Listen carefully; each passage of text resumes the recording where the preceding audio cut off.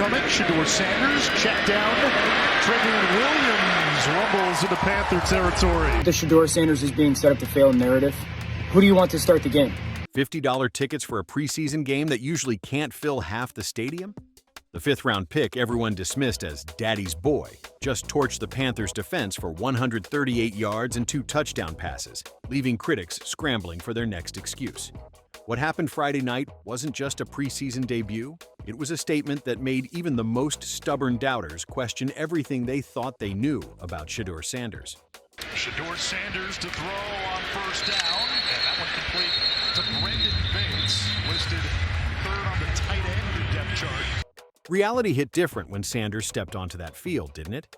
While keyboard warriors spent months crafting their Coach Prime's spoiled son narratives, the kid was quietly mastering an NFL playbook that Dillon Gabriel, with his record-breaking college career, was still struggling with. The irony is almost poetic. The same people who claimed Shedeur wasn't ready for prime time just watched him operate with the poise of a 10-year veteran. Thankful for the opportunity first. I'm thankful for being able to look in all those and every player that was out there participating eyes and tell them this new, this a family. On third down, Sanders airmails his wide receiver. Sal Cannella, the intended.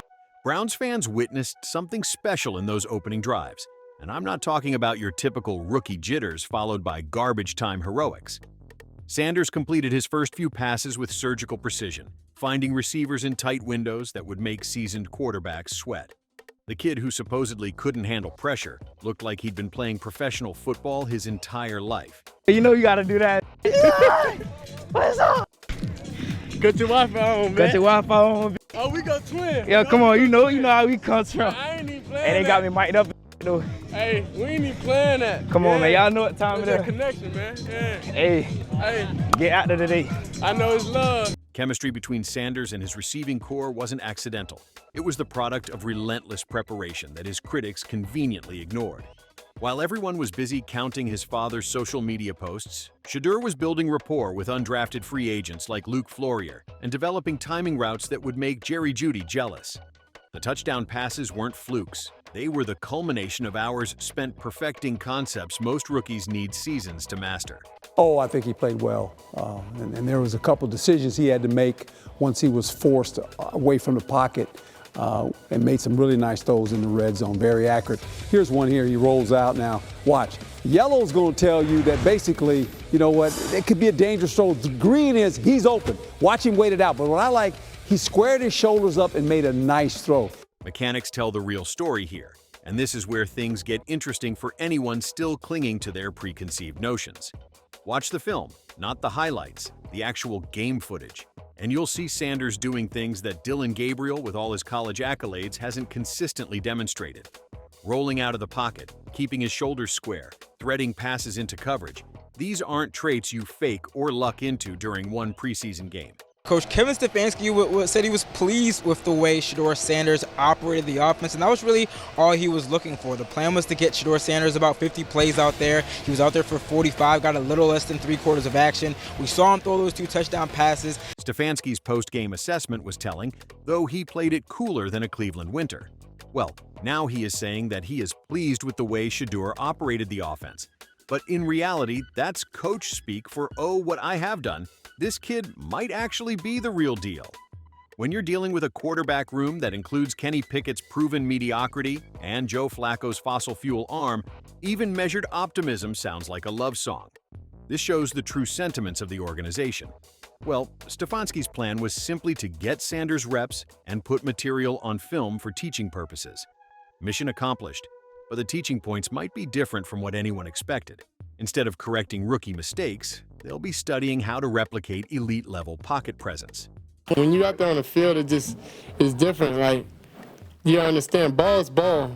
But ball never been a problem for me. It's, whatever. I know I'm ready for the moment. Did I play up to par? No, I don't feel like I did. But overall, the main goal was to win. And that's honestly what we did. Meanwhile, Shedeur himself delivered the kind of mature response that should terrify anyone hoping he'd develop a prima donna complex. His statement clearly shows that he does not have arrogance for whatever he has done. It's just a play, and he just did his best. And the truth is, this is a rookie quarterback throwing for 138 yards and 2 touchdowns in his NFL debut, thinks he played below his standards? Either this kid has impossibly high expectations for himself, or we're witnessing the birth of something genuinely special. He squared his shoulders up and made a nice throw. Bought time coming outside the pocket, and looked downfield here again. We got a free runner. He didn't panic. He knows the back's going to pick him up. 4-man rush. He's looking downfield and watch. He squares his shoulders up again. And this is the part. He looks down the field, finds a little window, threads it right in there. So that right there for a rookie quarterback, pretty impressive. ESPN's Herm Edwards couldn't hide his excitement when breaking down the tape, and Edwards has seen enough quarterbacks to know fool's gold from the real thing. The way Sanders bought time outside the pocket, squared his shoulders, and delivered strikes downfield had Edwards using words like impressive. Not exactly his go-to vocabulary for fifth-round rookies making their debuts. Who do you want to start the game? The next 2 options are Shedeur and Snoop Huntley. Shedeur's been there. Snoop Huntley just got there. So while Shedeur may not have had reps with the ones, what else do you want them to do in Cleveland?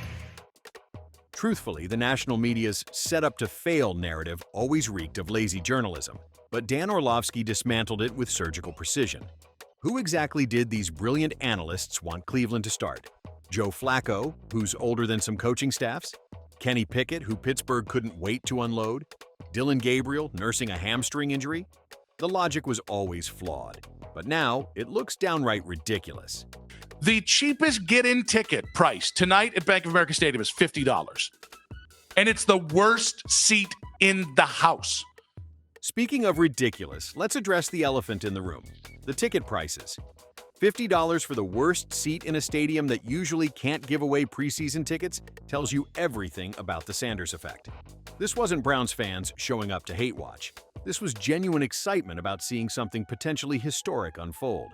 The fact that he's a very accurate thrower on the run and make plays out of the pocket. So I think you're going to get the full gamut. I mean, when you get 50 plays, like you got to dip into something, right?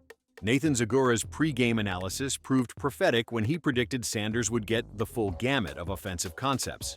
What Zagura couldn't predict was how effortlessly Sanders would execute them. The spread formations, the play-action boots, the pocket presence, it all clicked like Sanders had been running Stefanski's offense for years rather than months. Early in the game now, he ran around a little bit too much. There was a couple plays where he ran around. I said, Shedeur, don't do that. But I think he settled down and got into the flow of the game. Remember, there was a lot of pressure on him. And you say what you want, but there's a lot of pressure on him to start this game. That is a rookie, and he showed to be ready to go more than anything. Statistics only tell part of the story, but they're worth mentioning because context matters. Those 138 yards came against a Panthers defense that wasn't exactly rolling out the red carpet. 2 touchdown passes without an interception might not sound earth-shattering until you remember this is a 5th-round pick making his professional debut in a quarterback room where he wasn't even getting first-team reps. Building momentum requires more than one good game, but Friday night established a foundation that skeptics will struggle to demolish. The accuracy, the decision-making, the leadership, these aren't qualities that randomly appear and disappear. They're indicators of something sustainable, something that could reshape Cleveland's quarterback narrative for the next decade. Well, if there is, we're not hearing it from Coach Kevin Stefanski yet. He was asked specifically, what does Sanders' performance do to this quarterback competition? Remember, Sanders has been QB4 on this depth chart, but Stefanski said he's not ready to dive into that just yet. He just wants to continue to develop all these players. You've got Kenny Pickett, Dillon Gabriel, who are dealing with hamstring injuries. The hope is that they'll be back for joint practices with the Eagles next week. But if not, that means more opportunities for Shedeur Sanders next to Joe Flacco. Cleveland's quarterback competition just became infinitely more interesting, though Stefanski isn't ready to publicly acknowledge the seismic shift that occurred Friday night. Dillon Gabriel and Kenny Pickett might want to heal those hamstrings quickly because their margin for error just evaporated. When a 5th-round rookie outperforms expectations this dramatically, depth charts become suggestions rather than gospel. But the idea that they've set him up for failure here, I just don't understand where that comes from. When you're talking about an organization that doesn't have a quarterback, hasn't been able to frankly figure out their quarterback situation for nearly 3 decades now, like what is the incentive to them to, on draft weekend, trade up in the 5th round to draft this guy, and then their grand plan for him is, you know what, let's sabotage his career, as some are saying. It just doesn't add up to me. Expectations have a funny way of evolving, don't they? 3 months ago, Sanders was viewed as a developmental project who might contribute in 2026. Now he's forcing conversations about 2024 relevance that make front offices uncomfortable and fan bases electric with possibility. What happens next will determine whether Friday night was an anomaly or an announcement, but early indicators suggest the latter. Sanders didn't just play well, he played with the confidence and composure that separates franchise quarterbacks from career backups. That's not something you coach or fake. It's either there or it isn't. The safety at times. Pressure coming. Sanders escaping, running, and slides for a first down. Steve deceptively fast. Dave Canales and Dan. History won't remember the preseason box score, but it might remember the night a 5th-round pick silenced an entire stadium full of doubters and turned $50 nosebleed tickets into the best investment those fans ever made. The kid who was supposed to fail just did the impossible. And Cleveland, football gods help us all, might actually have found their quarterback. Hit that subscribe button and like our video.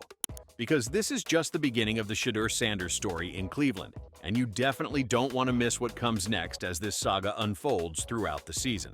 Future Hall of Famers don't always announce themselves with fireworks and fanfare. Sometimes they slip in through the back door of the 5th round, ignore the noise, and let their play do the talking.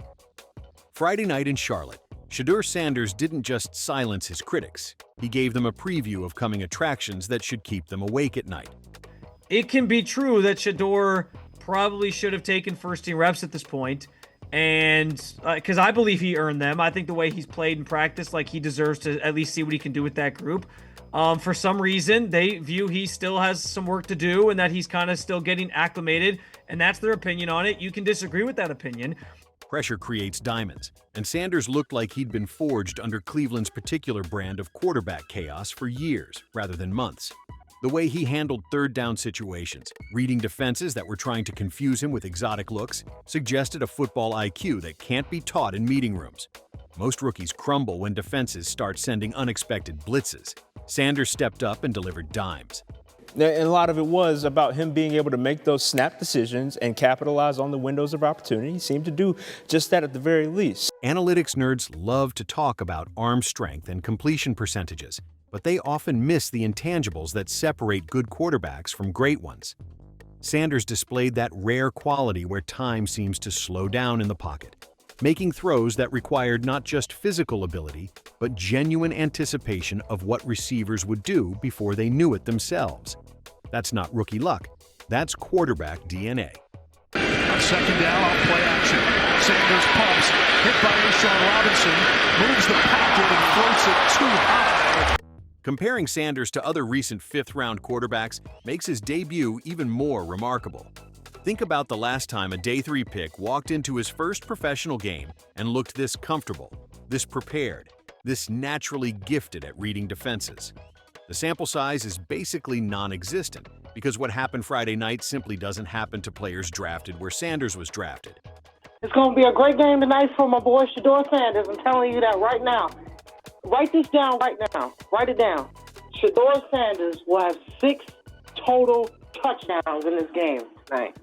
Remember what Alfonso called into the radio show predicting? 6 total touchdowns for Sanders in his debut. Now that sounds less crazy and more like someone who actually watched this kid play. While national analysts were busy manufacturing drama about set-up-to-fail narratives, local fans who'd been paying attention saw exactly what they expected. A quarterback who thrives when the lights get brightest and the stakes feel real. Subscribe to our channel for more Sanders updates directly from the grounds of Shedeur's seasons.